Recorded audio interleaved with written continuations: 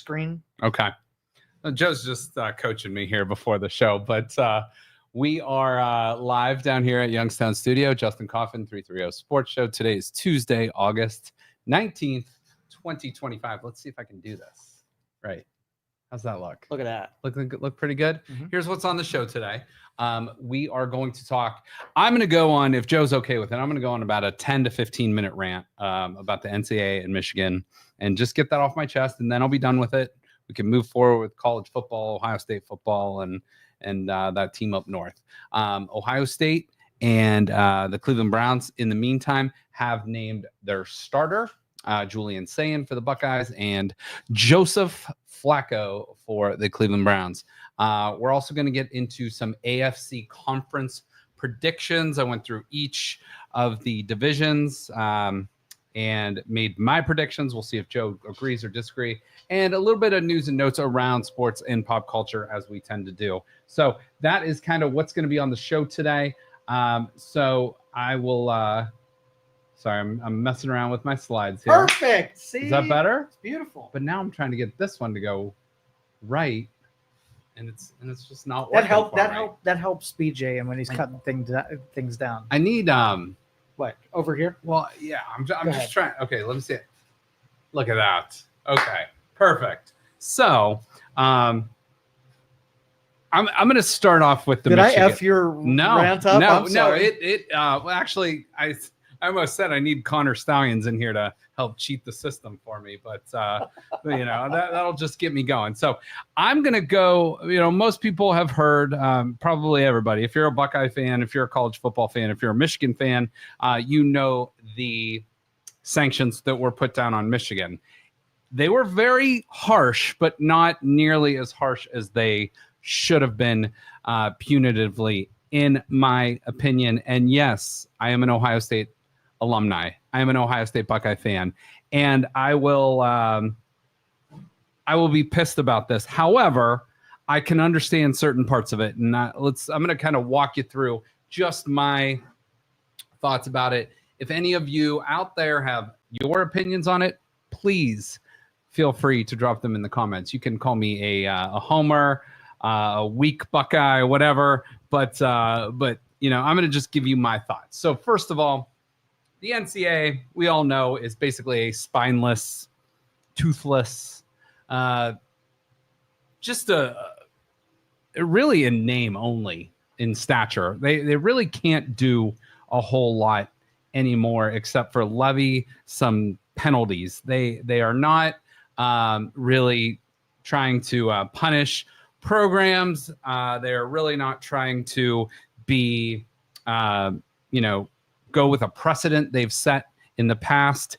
They're trying to do their own thing. They're a hypocritical, spineless organization that's very, very weak. So let me go over the punishments levied for Michigan in what they found in a 74-page report on the Wolverines' 2.5 year or 2+ year cheating scandal. So the Michigan Wolverines will be put on 4 years of probation.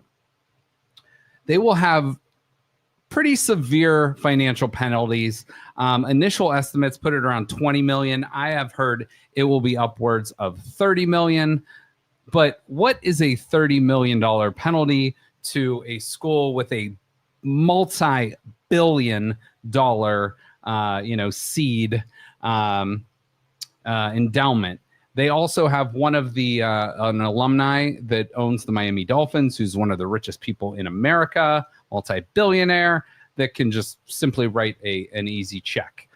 Michigan will also not necessarily be fined this money. They're just not going to be paid out bowl revenue and postseason revenue that other schools would get. They're going to get a 25% reduction in football official visits, whatever, no big deal.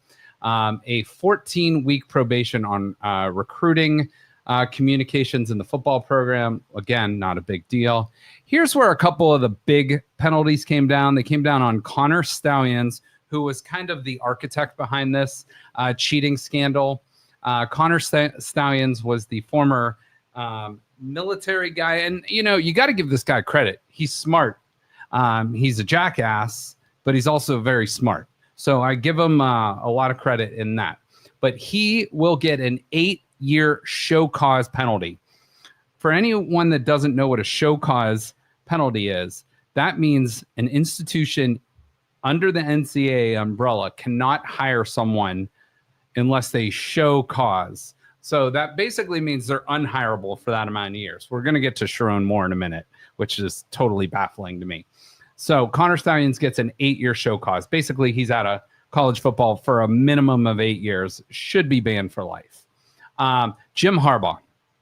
Jim Harbaugh was hit with a 10-year show cause. Now, that is in addition to a 4-year one that he's currently serving. So Jim Harbaugh, if he wanted to come back to college football, I believe if, like, hypothetically, let's say a school was like, you know what, we really want to hire him. Let's bring him back in 2032. He would still be suspended for a full year before he could coach again. But he has a show cause order until 2038, which is, if not the longest, one of the longest ever put into place in college football. So he would not be eligible. The 10-year one will kick in August 7th of 2028. So Denard Robinson, former Michigan quarterback, former Michigan staffer, was hit with a 3-year show cause. And then Sharon Moore, the current coach of the Michigan Wolverines, was hit with a 2-year show cause. He is the current coach. So I've never heard of a current coach getting a show cause violation. I don't understand truthfully how it works, but he is eligible to coach. He's going to coach their first 2 games of the season. He's going to be suspended weeks 3 and 4, where he will not be allowed to coach at all. And then he will be suspended an additional game in 2026, the first game of next year. So those are his penalties. So that is basically the punishment that was handed down by the NCAA. So now the NCAA says, and I'm just going to go off of verbatim what they quoted in some of these. Now, we're not going through all 74 pages. No one wants to hear that, but I will take out some of the interesting tidbits. The NCAA says there was sufficient grounds for a multi-year postseason ban. That is how you hammer a program. However, the panel determined that a postseason ban would unfairly penalize student athletes for the actions of coaches and staff who are no longer associated with the Michigan football program. Last I checked, the head coach of the Michigan Wolverines was just suspended an additional game and hit with a show cause. Pretty sure he was around when that happened. Once again, a bullshit explanation from a toothless organization. Another thing, some details in the 74 NCAA report. Connor Stallions called the advantage scouting scheme as both counterintelligence and the KGB. You can tell this is a former military guy.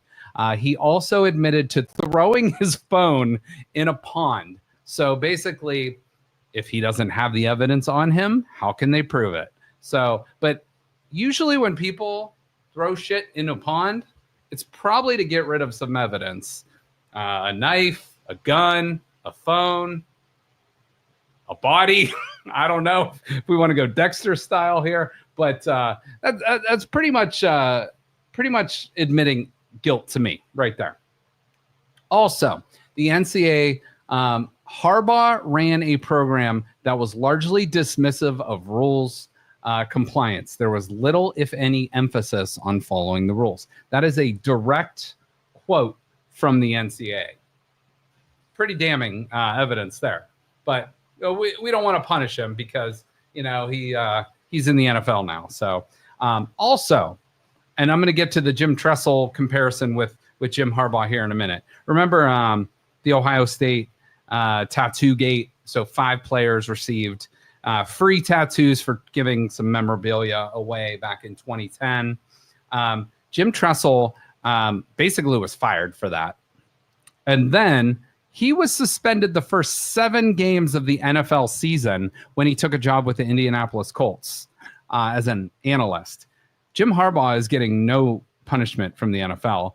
after hit with a 14-year show clause for 2 different violations.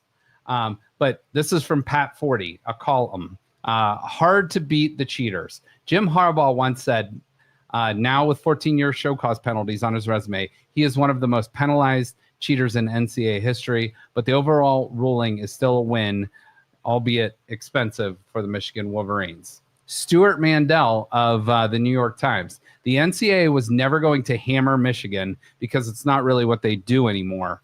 But the school gets to keep its wins, its trophies, but so much for this reputation and integrity of the institution.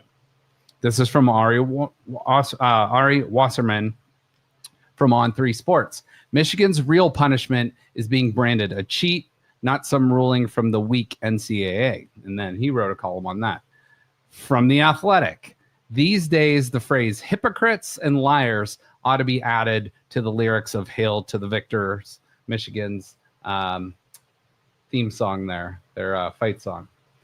From their own Detroit Free Press, right outside, not too far from Ann Arbor. Michigan escaped a postseason ban, but know this, the NCAA says UM cheated, tainting its title. This is from Doug-Lay Maurice, a former guest on this show, host of the Kings of the North podcast. NCAA ruling on Michigan. 1, they did it. 2, would have been a 2-year postseason ban and loss of 8 scholarships in the old days. In this era, they don't get those penalties and instead are financially penalized for the equivalent of that.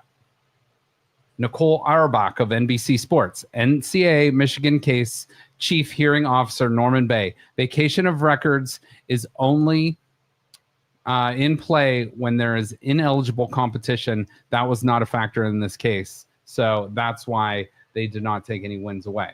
Anthony Lima, we had his co-host Ken Carmen on not too long ago. There will be a reference of Michigan's national championship. There will never be a reference of Michigan's national championship without someone bringing up the cheating scandal. That is their punishment. I thought that was a great tweet.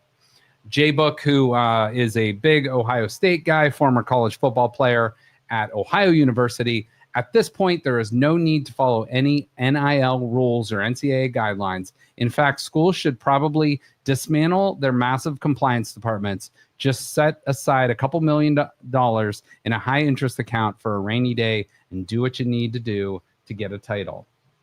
JD Pickle of On3, or Pickell, I'm not sure. For the record, the way the NCAA handled USC Reggie Bush's situation and Ohio State's tattoo gate is laughable. And I'm going to skip that one. That one's ridiculous. But right now, here's a very hypocritical ruling on the NCAA. They said they didn't want to punish Michigan because their athletes were not there, or the whatever they were saying there. But Akron right now, Akron football stinks. But they were not going to make the postseason. But they are serving a postseason ban this year because students in previous years had bad grades. And then this is from Urban Meyer. In December of 2011, he took the job in 2011, in 2012, but took over the job in 2011. In December of 2011, I had to stand in front of a group of seniors and tell them they were not allowed to play in a bowl or championship game in their final year of college football for something they had nothing to do with. One of the most difficult things I have ever had to do. That same group went 12-0 and were unable. They would have played Notre Dame for the national championship in 2012. The recent NCAA ruling to not punish players that weren't involved is correct. However, this ruling also proves that the NCAA as an enforcement arm no longer exists. And then from Reddit College Football, sports are amazing because of their capacity to teach concrete life lessons to people of all ages, such as the importance of teamwork and that sometimes life is unfair and cheaters do prosper. And one final slide here I want to show you. I'll put up there. But Michigan under Jim Harbaugh, before and after the cheating, basically during the COVID scandal, during the COVID year in 2020, Michigan went 2-5 or 3-5. I can't remember. But before that, Jim Harbaugh was 69-24. So not terrible, but also not lighting it up. During the Connor Stallions scandal, 21-1. And then last year, 8-5. So if something seems off, it's probably because it is. And that's, again, my take as a Buckeye fan. And then just me comparing Michigan fans as a little bit of lighter note to Grandpa Joe, as we all know, from Charlie and the Chocolate Factory, or Willy Wonka, one of the worst movie villains of all time. That piece of shit laid in bed for 20 years and got up and celebrated, much like Michigan fans who did were dog shit for 20 years, and then they wake up and they celebrate their cheated, tainted championship, but they will get up and celebrate and talk all the trash they want. And you know what? Good for them, but in my eyes, and in most people's eyes, it's an asterisk. And then my other thought on this, Michigan is appealing those sanctions, which is absolutely ridiculous. To me, Michigan appealing those NCAA sanctions is like OJ appealing his acquittal for murder. Joe? Hello. I just bitched and moaned for like 15, 20 minutes. What do you think about that? Not my bitching and moaning. What do you think about the whole Michigan situation? F. Harbaugh. That's all I know how to say. Let's just close the book and say F. Harbaugh. I like that. I like that. F. Harbaugh. So with that said, it's time to move on. It's on to football. 9 days until Youngstown State kicks off down here in Youngstown. About 3 weeks, 3 or 4 weeks until they head up to East Lansing, Michigan, to take on the Spartans of Michigan State. 11 days until Ohio State takes on the number 1 team in the country in the Texas Longhorns. That will be a matchup of, if you're going by the AP poll, that's number 1 versus number 3. If you're going by the coaches poll, that's number 1 versus number 2. So look at the AP poll. We're not going to dive deep into this, but whatever one you're looking at, Texas is number 1 in both. Ohio State's number 2 in the coaches, number 3 in the AP. And it's going to be an absolute banger of a game down in Columbus. Right now, Ohio State, I believe, is favored by 2.5 points, which, usually at home you get about 2 to 3 points from Vegas. So basically, it's a coin toss game for either team. So if we look at Ohio State's total on the year, they are 10.5 is their win total. When you play 12 regular season games. It is for them to get 11 or 12 wins. Basically, you're getting just a little bit of plus money. It's just almost it's plus 110 for 11 or 12 wins. 10 or fewer wins, minus 134. So, Vegas expects Ohio State to be 10-2 or 11-1 on the season, and they will play Texas at home. At Washington's a tough game. They do have 4 preseason top 25 teams on their schedule. Texas 1. They will take on Illinois, who's 14. That could be a top 10 matchup by the time they play. Penn State is number 2 in the AP poll. And then at Michigan, I believe, is number 14 in the AP poll. So not an easy schedule, not the most daunting schedule either, but Ohio State, has they got their hands full week 1, and they are rolling out Julian Sayin, a redshirt freshman at quarterback, but with one of the best offenses in all of college football. So we'll get more into the Buckeyes here in the next week leading up to the Texas game. My predictions real quick for the college football playoff. I think Texas, Notre Dame, Ohio State, and Clemson are the top 4 seeds. And I think LSU, Oregon, I'm going with Tulane, Penn State, Illinois, Georgia, either Kansas State or Arizona State from the Big 12, and Alabama gets in. We'll talk more about that again soon.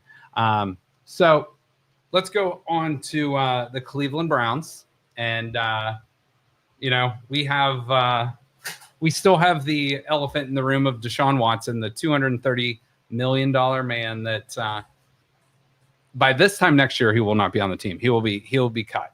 That money some of it will still be on the books, but we are bringing back a familiar face as starting quarterback, a guy I know you like, Joe Flacco. So thoughts on Joe Flacco being named the Browns quarterback for at least the start of the 2025 season? So my question for you.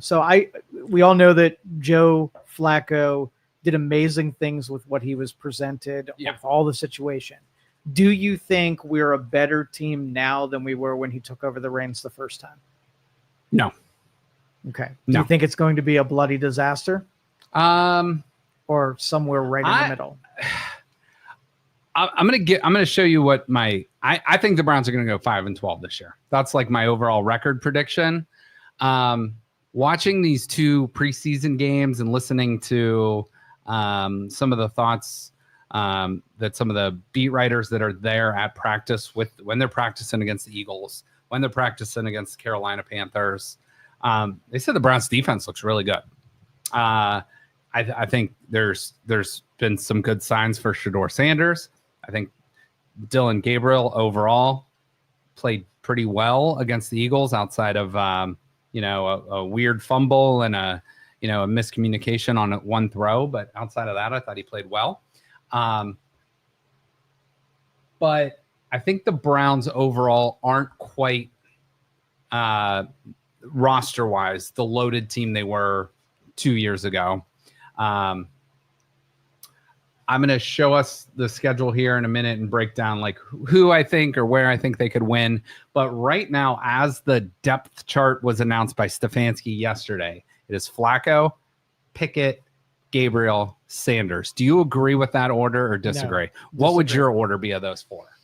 So they're up on the board here, but I would freaking argue with myself, okay? Because let me tell you what I don't like about the quarterback. I do not like Kenny Pickett whatsoever. Okay. If we cut him tomorrow, I would not shed a tear. I don't like Dylan Gabriel's height. I think he's super accurate, and I like him. But I think Shedeur Sanders should be number 2. Mm-hmm. Dylan Gabriel should be number 3, and Kenny Pickett should go somewhere else. Okay, I am not in a disagreement with you on that. I actually like starting a vet to open up the season because the opening of the season is brutal. Yes. And you do not want to throw a rookie into that. However, you do want to see what you got with Gabriel or Sanders in real meaningful football games this year. Kenny Pickett, I agree, should hopefully be trade bait, and hopefully some other team needs a quarterback and will take him off your hands. Now, don't forget the Browns traded DTR or whatever. I'm happy to be out of the DTR business, but they traded DTR and a 5th rounder for Kenny Pickett. They see something in him they like, and I don't know if it's just like a first-round former quarterback 4 years ago, potential. I don't know what it is, but they see something they like. However, I'm in agreement with you. I hope they can get something where they can just trade him out, ride with those 3 guys, Flacco, and then whatever order you want to put the rookies in, Gabriel, Sanders, Gabriel, whatever.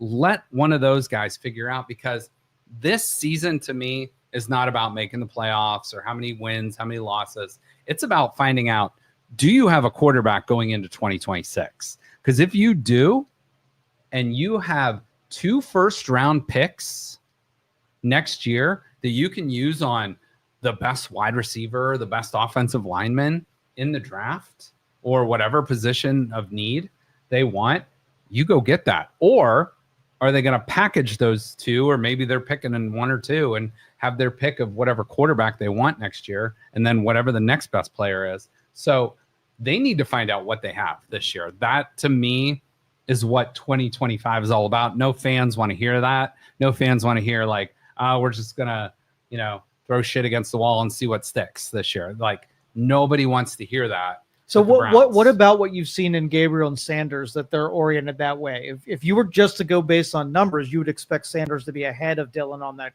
depth chart. I would think so. I would say it looked like Shedeur Sanders maybe played like 2 series against Carolina's ones. It looked like Dylan Gabriel pretty much played against the 2s for Philadelphia. Philadelphia is the better team than Carolina. So I don't I don't really know.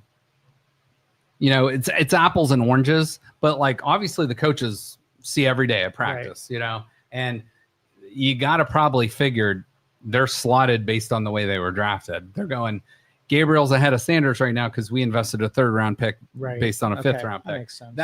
But I mean, that could easily flip flop during the season. So out of those two, who do you think looked more comfortable in the pocket?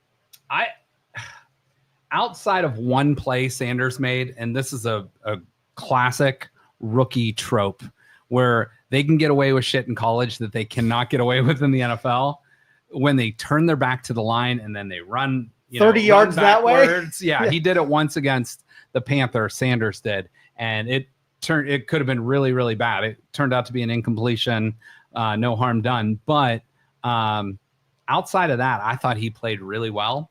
I thought Dillon Gabriel looked pretty good. I thought Dillon Gabriel, I didn't notice he was short. You know what I mean? I thought he played fine. I liked the zip on his ball. Sanders, to me, might have the better upside, but Gabriel might be your safer choice.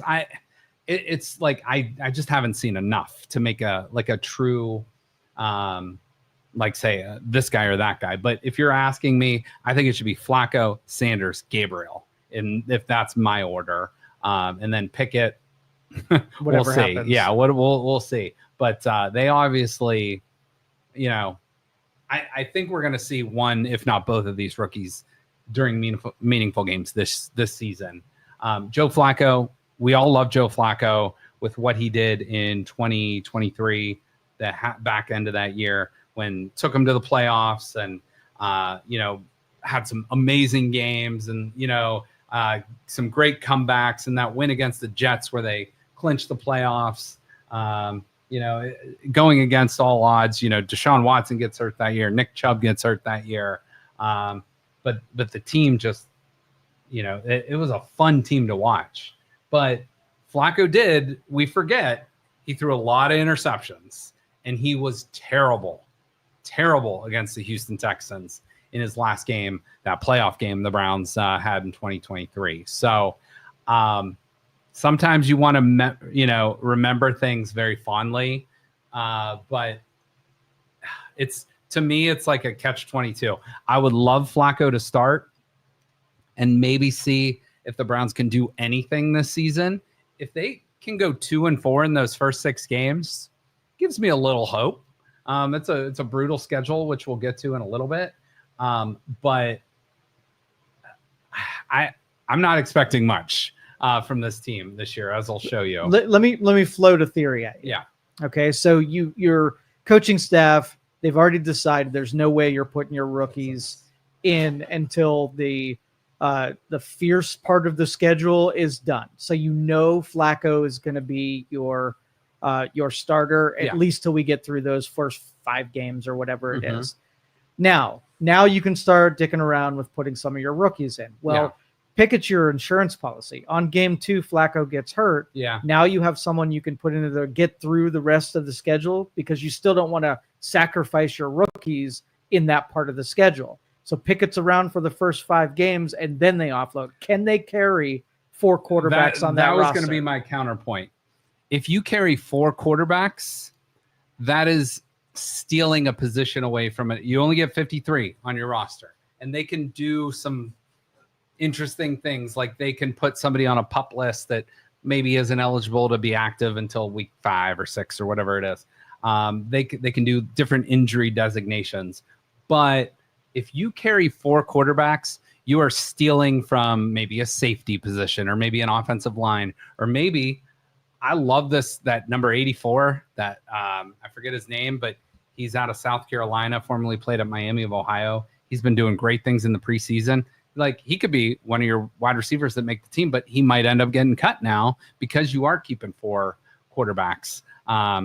So to me, I think they have to get down to 3 quarterbacks one way or another. And maybe naturally it'll work itself out where somebody gets traded or if somebody gets injured. I mean, Joe Flacco, I think, is the only quarterback to not be injured this training camp, which is, he's the old guy in the room and The young guys, Shador had like oblique, and Gabriel and Pickett have had hamstring injuries. So I don't know. My goal is the Browns, and I'm not Andrew Berry. I'm not a decision maker with the team. I'm just a guy in front of a microphone spouting off nonsense. But I think 3 quarterbacks. The Browns, I think a couple years ago, carried 2 quarterbacks on their active roster. So they could, have a deeper team, because most times you're only keeping 2 quarterbacks active. So I don't know. I don't know what they're going to do. We're not getting too far away, but they did name Joe Flacco so they can start getting ready for the Cincinnati Bengals week 1. And, we'll see. So can we put this up on the screen? I can't flip it. It's not letting me flip it. So we're going to put up the schedule here. There we go. Okay. So there is one mistake I noticed. I put at Baltimore twice. So at week 11 at Baltimore is actually week 11 home versus Baltimore. I think that's the only mistake. But I have the Browns going 5-12. But if you look at the first 6 weeks, I have them going 0-6. So the rest of the season, I have them going 5-6. It's just that first brutal stretch. And there's a good chance they have done really well against the Cincinnati Bengals. The Cincinnati Bengals are notorious slow starters. So I actually debated about the Browns pulling that game off. That is a home game, week 1 against the Bengals. I think they could win that game. If they win that game, maybe you get a couple weeks there, but that is a brutal stretch. Cincinnati at home, at Baltimore, Green Bay, at Detroit. Week 5, you travel to London for a home game against Minnesota, and then you come back, and then you're at Pittsburgh with no bye week. So that's why the Browns 0-6 the first 6 weeks. I think Miami's going to be down this year, so I have them a win against Miami. I think New England's going to be good this year, at least above 500. So I have that as a loss. Week 9's a bye. I have them beating the Jets, winning at Vegas, which a lot of people disagreed with me on. I have them beating the Tennessee Titans. I have them beating the Steelers at home, and those are the wins that I have on the schedule. So again, I looked at the FanDuel odds. Over 4.5 is -150. Under 4.5 is +120. But when you start getting over 5.5 wins, that's when you start getting into plus money. So Vegas doesn't think Browns basically are in agreement, or Vegas is in agreement with me. They think the Browns are 5-12, and that's what I think. But Vegas isn't always right. They're right most of the time, but not always. Yeah. So what do you agree or disagree with on that schedule? I agree with you, but I want to be delusional in this. Yeah.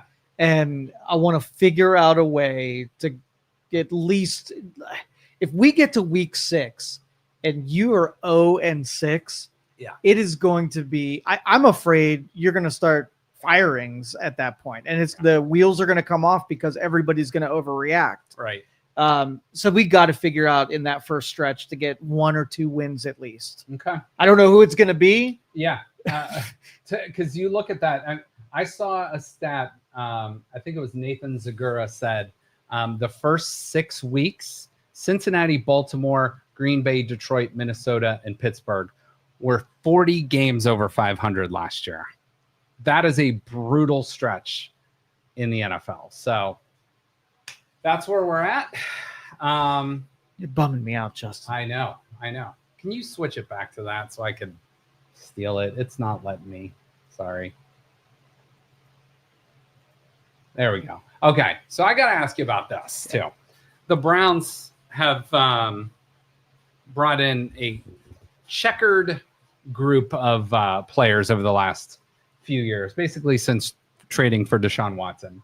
Now, Quinshon Judkins, the rookie from Ohio State running back, picked in the top 40, had 0 issues at Ohio State, 0 issues at Ole Miss. Got into some sort of domestic thing, no charges. And again, I don't want to make light of anything dealing with domestic violence, any sort of violence. We weren't there. We don't know. And those are often the hardest things, the he said, she said. Don't want to get involved with that. We're sensitive to the topic of that. But again, we're strictly talking from a football perspective. Quinshon Judkins is going to help your football team. He's going to be a really good running back. Yesterday, they signed a receiver that went undrafted in this year's NFL draft, but was expected to go in the second, at worst, third round of the NFL draft. The fastest wide receiver in the draft, Isaiah Bond from the University of Texas. So Isaiah Bond was again, a domestic thing where he was allegedly, some sexual misconduct. So again, don't want to make light of that, but they brought a no bill in his case. So no charges filed, no jail time, no arrests, nothing like that. So Isaiah Bond, Quinshon Judkins this year. Last year, Mike Hall was the defensive tackle from Ohio State that there was a domestic violence with a girlfriend. Perion Woodfrey, they cut something with a gun. Malik McDowell, that I put Jameis Winston on here because he had trouble back in college, but we all know Jameis Winston. That one's just added to the list. Deshaun Watson, sexual misconduct times 26. That one's a pretty big one. And then Devin Bush right now, one of your linebackers in Pittsburgh. This guy's got a double whammy. He's a former Steeler and a former Michigan Wolverine. But now a triple whammy, domestic violence with a woman in Pittsburgh, and that's a still ongoing legal situation. I just wish we would get back to the Ray Lewis's where guys just murder someone instead of this domestic. Just murder someone and be done with it. Yeah, exactly. I mean, that's where we're at. Again, we are not judge, jury, executioner. These guys might be guilty in the public eye, and but we all know a lot of these guys that are in the league are not saints. They're not being paid to be the good guys on and off the field. Don't get me wrong. The Browns have a lot of great people on their team, human beings outside of football. But again, you want to put together the best group of players you can. I think as long as these guys stay on the straight and narrow, you're bringing in a ton of talent here. Like, look at what you got this year. You got Mason Graham, one of the best defensive tackles, a top 5 pick in the draft. You got another first-round pick for next year for trading for Mason Graham. You get Quinshon Judkins. You get maybe the best linebacker in the draft from UCLA. You bring in other guys. You get Isaiah Bond, who should have been a second, at worst, third-round pick in this year's draft. That's like a free draft pick. So you're acquiring talent for the future, but what does that cost you your at this point? I think the Browns are beyond reputation with Deshaun Watson. So we kind of got into bed with that. And we know we shouldn't have and lesson learned, hopefully. But is this a culture problem for the Browns, or is this just, hey, we want to get the best players we can for the best talent? Best talent, cheapest contracts. Give me all the best guys we can, and we'll see. You know what? It's probably so hard on any franchise when you have so much misbehavior in every team in the league. I mean, these guys are supposed to be freaking role models. Yes, they're fine-tuned machines when it comes to football. Yeah. But little kids look up to these dudes. And, the permitting so much of this to go on without putting your foot down and saying, hey, you know what? And I understand if there was no charges filed, but they let these guys participate even after they've shown that kind of behavior. I just think it's wrong for the league. And Mike Hall, the charges were dropped against him last year, but he did serve a 6-game suspension. So there's a good chance one, if not both of these guys are going to serve some sort of NFL suspension this year. So we will see. There's a term called like winning at all costs. And it seems to be like the Browns are like, sacrificing a little bit of the culture, a little bit of the off the field stuff for talent, but that talent isn't translating to on the field success. So winning at all costs when you're not winning is not ideal. So the Browns need to fix one, if not both of those problems, and go forward. But I think the last time that Myles Garrett got a speeding ticket in the offseason that he clocked Mason Rudolph. Mm-hmm. So I think we might have some good aggressive things coming. 100 and a 60. What do you think about that? Is that a big deal or not? I would be a hypocrite if I said that he should be punished for that, being that when I leave here, it's probably 105 for me. Yeah, just make sure all cops are clear. Yeah. For that. But he did flip his car, so that is He did. So he did. to take chances when your body is worth a lot of money to this team. Yeah, and a lot of these guys are think they're invincible. You know, they're built like freaking, you know, they're chiseled Greek gods, and you know. But you go out and you're going 100. I don't care how many how many bench presses you did that day. You're gonna be messed up. Mm-hmm. So you injured yourself. Although or I can't God forbid see somebody else. I can't see Myles Garrett in a Porsche anyhow. So no, I've got not much car? protection. Yeah, I don't know how he fits in some of those. Like he wears like a size medium shirt or something too. Like some things just don't add up. All right, let's move on here. Can you flip it again for me? It's not letting me. Thank you. All right, so let's run through the quick. These are just my predictions for 2025 and the records for each. We're just going to do the AFC. So I have Baltimore 12-5, Cincy 10-7, the Steelers 9-8. I've gone against the Steelers 2 years in a row at 8-9. Learned my lesson. So I'm going to go 9-8 and 5-12 for the Browns. We'll come back to that in a minute. So here's the next one. In the East, AFC East, I have the Bills going 12-5, the New England Patriots going 9-8, the New York Jets going 7-10, and the Miami Dolphins going 6-11. So overall, as a division, they went 34-34. The Browns and the rest of the AFC North will play the AFC East this year. To me, this is the worst conference in the AFC, if not the NFL, but this is the AFC South. I have the Houston Texans winning it at 10-7. I have the Jacksonville Jaguars, who the Browns have their first round pick this year, going 7-10. I have the Colts going 6-11 and the Tennessee Titans at 4-13. This, I think, is the best division in football this year. The Chiefs at 12-5. I could see them being better than that, but I went with two teams going 10-7. I went with the Denver Broncos and so F Harbaugh and F Elway in this slide. Ooh. So, but I have both of those teams going 10-7. I do think the Broncos are better than the Chargers. And then I have the Raiders at 7-10, but I think the Raiders are going to be sneaky good this year as well. So those are my AFC thoughts. Here's a look real quick at the divisions. So again, I have the Bills, the Ravens, the Texans, and the Chiefs winning their divisions. And then here are like what I put as power rankings for the year. Bills at 1, Chiefs at 2, Baltimore at 3, Houston at 4. And the reason I have Buffalo up top is because Buffalo gets both Kansas City and Baltimore at home this year. So that's the reason I put them at the 1 spot. Easily, I could see 1, 2, or 3 being interchangeable.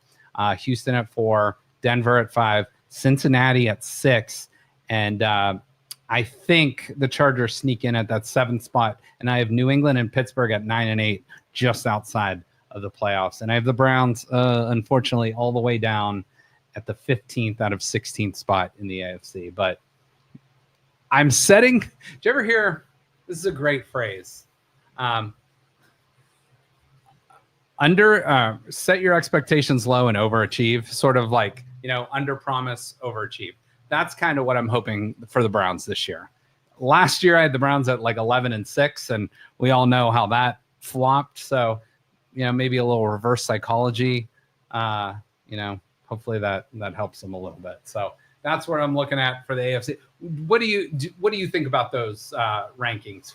That's just what I think right now heading into the season. Yeah, I think I'm very proud of two teams, and that's Buffalo and New England. New England, that is a turnaround and a half.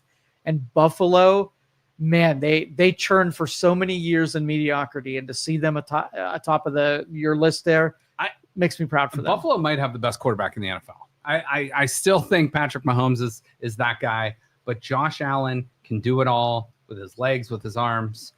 He's got that talent around him. But New England, as you mentioned, they hire Mike Vrabel. They have their quarterback in Drake May from UNC. They drafted Travion Henderson. They brought in a ton of free agents.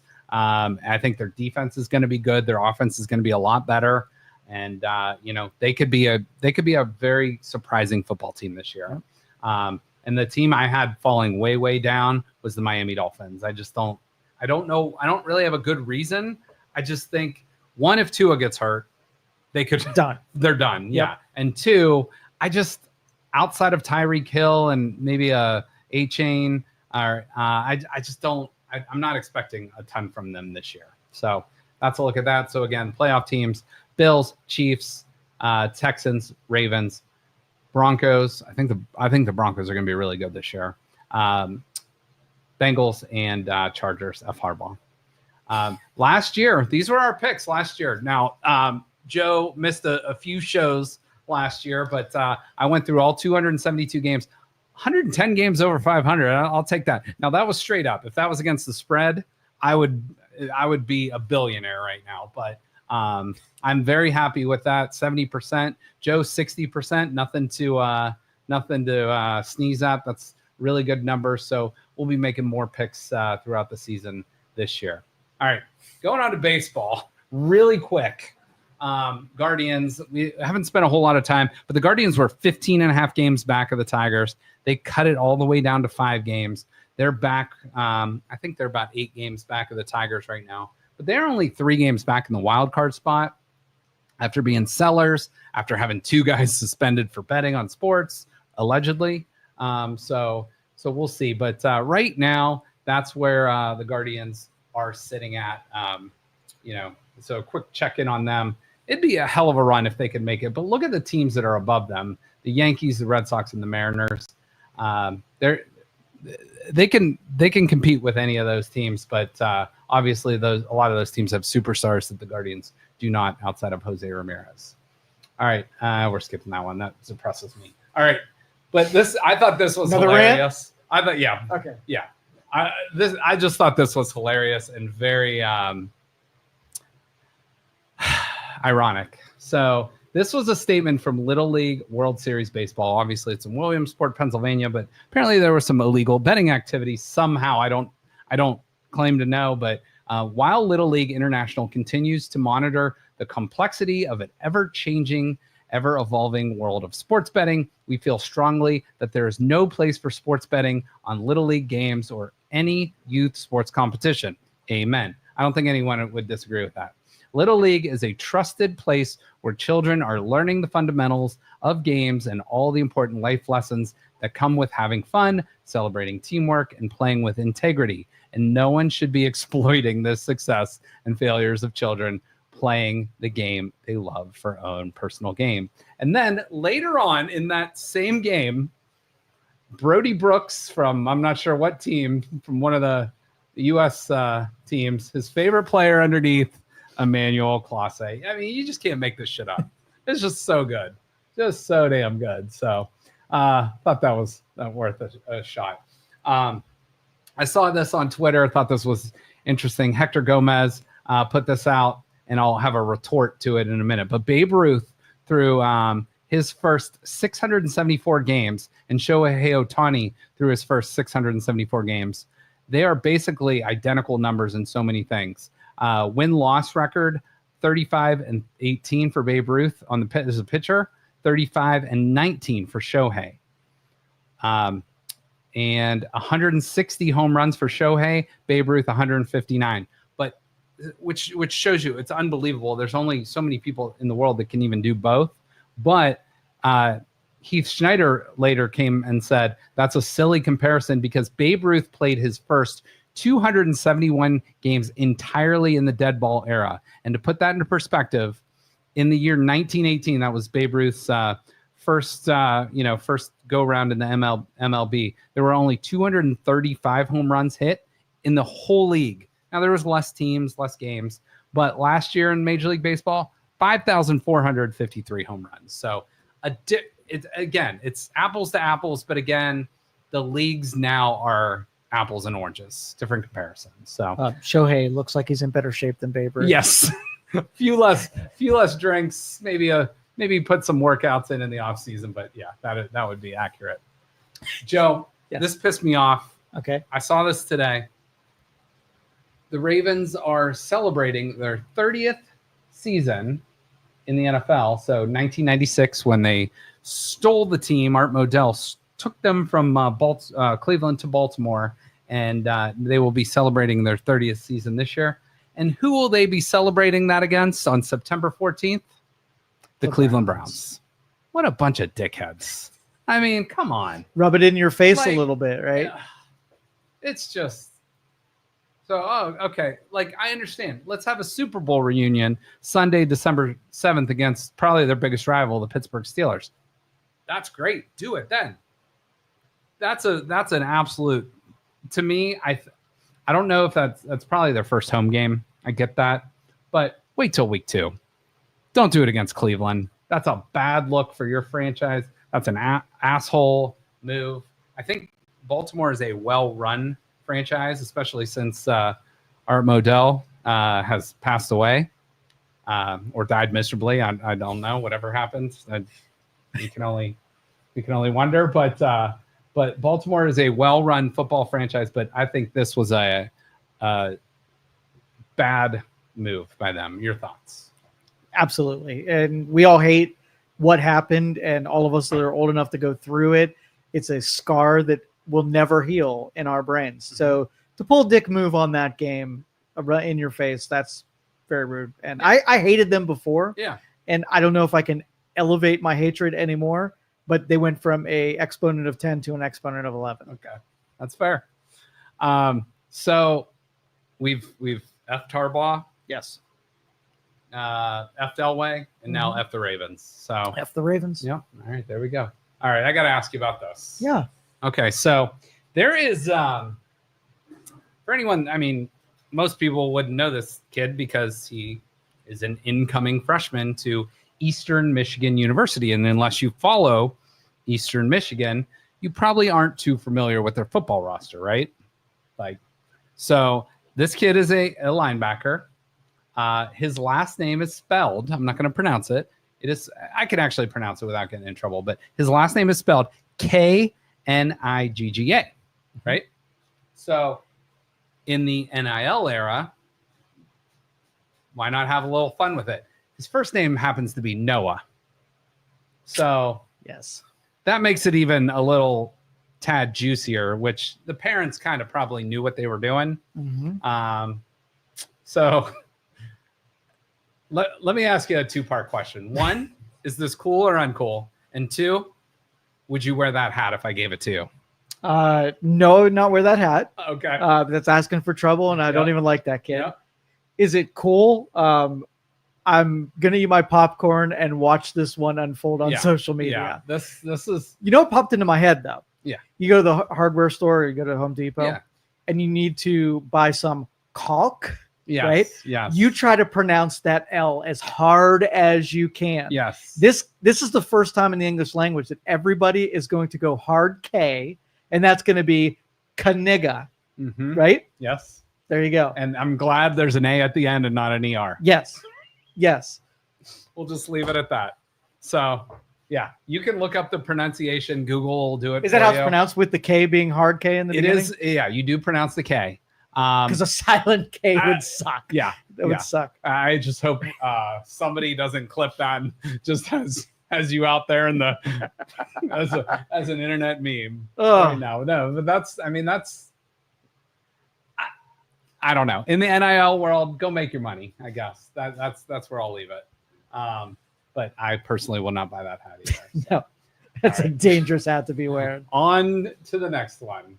Could you Is it advancing for me? I think it just there we go. All right, so we're gonna go 5 minutes of randomness here before we close out. So okay. I saw that I just love random tweets, and you love the political side. So this one fits both of our worlds perfectly. More people have been arrested for tossing dildos on WNBA courts than for being in the Epstein files. I believe there's been 4 sex toys launched onto. I saw one kid was arrested. Yes. They found out the one kid, but brightly colored dildos, not very, just very green. Yes, or at least neon green or or lime, whatever you want to call it. Probably glow in the dark. Who knows? Probably all sorts of fun things you can do with that thing.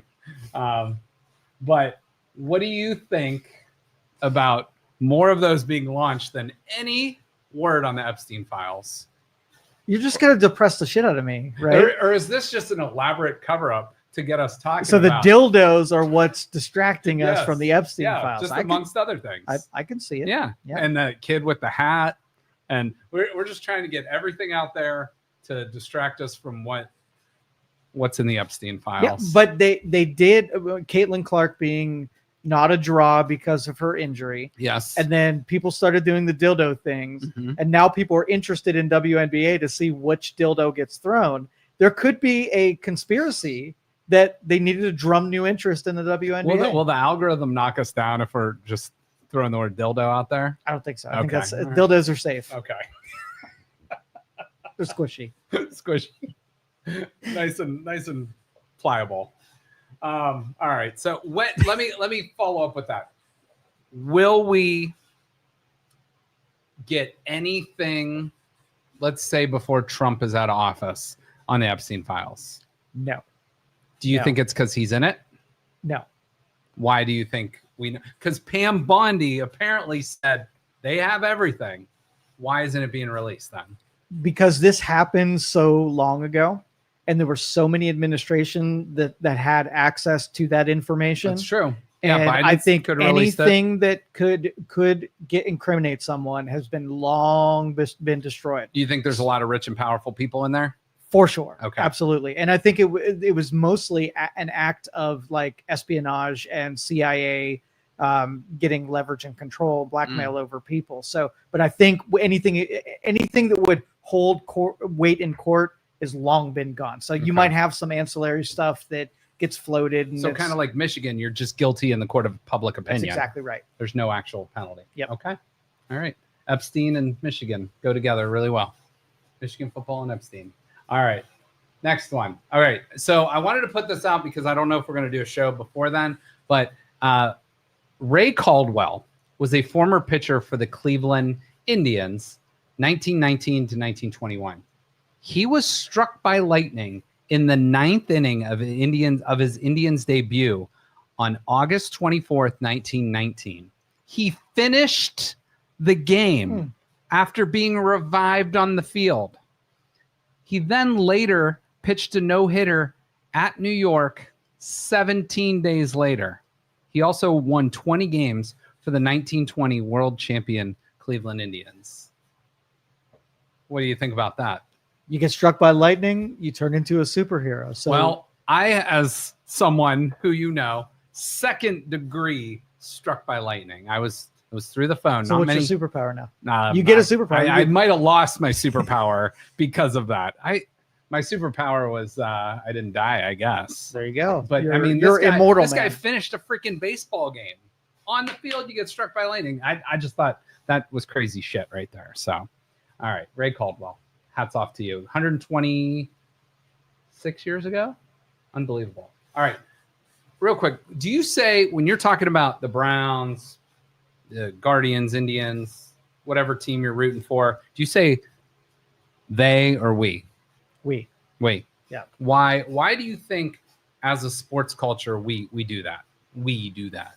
Well, I think for me, because I grew up around them, I consider myself part of the team. I'm the 13th man. You know, you pay a lot of money to watch them or support them in some way. They're my tribe. Okay, that's fair. I do both. It probably just depends on the context, but we're doing great. A lot of times it's like we're doing great or they suck. Yes. It's like we're when we're doing good or they or them when they're not doing so well. So I just thought that was an interesting thought there. All right, Joe. So 30 years ago, I put together 30 movies from the 1990s. I'm going to rattle them off in 15 seconds, at least a few of them. Billy Madison, Tommy Boy, Toy Story, Die Hard with a Vengeance, Bad Boys, Batman Forever. That was not a very good one. Apollo 13, Clueless, Braveheart, GoldenEye, 7, The Usual Suspects, Casino, Heat, Jumanji, Mortal Kombat, Pocahontas, The Basketball Diaries, Dangerous Minds, Crimson Tide, Ace Ventura, When Nature Calls, Friday, Waterworld, The Net, Showgirls, Sudden Death, Congo, The Quick and the Dead, The Brady Bunch, the movie, Get Shorty. There were more that I could have added, but I wanted to do the 30 for 30. Thoughts on that list, and what are your favorites? I know Billy Madison and Tommy Boy are up there. Yeah, so you've listed probably the movies that I've watched the most times. Yeah. So go ahead. What were we going to say? No, I was going to say these aren't listed in necessarily my favorite order, but like just the order I like went and researched them. But Billy Madison, Tommy Boy, actually the top 4 would probably be my top 4 on this list. Yeah, all of those are most of them are so good you can watch them multiple times. Like Casino, I've watched 100 times. Yeah. Tommy Boy, Billy Madison. Let's see, Dangerous Minds. Oh, that was a good movie. Let's see. Michelle Pfeiffer. Yeah. Good stuff. Yeah, I mean, all of them we reference in pop culture even to today. Well, even like Showgirls, I saw like maybe a couple years later, but then I was like, holy shit, that's Jessie from Saved by the Bell. I did not expect to see her like that. But, you know, there's a lot of like really, really good stuff. Casino is a great movie. Oh. Heat. You ever watch TBS? They used to play Casino yeah. and they used to swap words in there. Oh, yeah. That is the funniest thing to listen to the words that they swap in. And they make a 3-hour and 10 movie like a whole day event too. It's like a 4-hour movie with the commercials and stuff. But I just thought that was an interesting list. And really 94 might even be a better movie year. But you know, we don't get like 30 movies like that, like great movies in a year anymore. We get, you know, 5, 10, whatever. But I thought that was interesting. But last final thing, I just want to say thank you to you. Thank you to BJ in the back, because yesterday was actually the 5-year anniversary that I started doing this podcast. And I don't think I was very good at first. I think I've got better at it. I'll never be perfect, but I try to get a little bit better. But like this show with me and you bullshitting about stuff, BJ jumping in, Mario, who was here before, all the different guests we've had. We've had a long list and just really cool people that in sports and news and media that I might otherwise not got a chance to talk to. So I just want to say thank you for that, because it's been awesome. Like just, you know, it's been a cool outlet for me to talk sports, but I also love movies. Like we just talked about, pop culture, bunch of bullshit, conspiracy theories, and it's been a lot of fun. So I'm looking forward to continuing to grow it. But it's been really cool, and I can't believe it's been 5 years. Have you ever gone back and watched like episode 1 and 2 to then compare? No, I remember the very first episode I did, because I didn't know how I wanted to format it. So I did like thematic shows instead of kind of like all over the board like I do now. So the very first show I did was on unwritten rules of sports. And I remember just going through all those and just us like, and I know I was probably and you know, like making a lot of mistakes and probably not as confident as I was or as I am now. But I just thought it's been crazy, because I have seen the growth, or I feel the growth. I don't necessarily go back and watch old episodes, but I'm one of my hardest critiques, but where I believe they call them critics.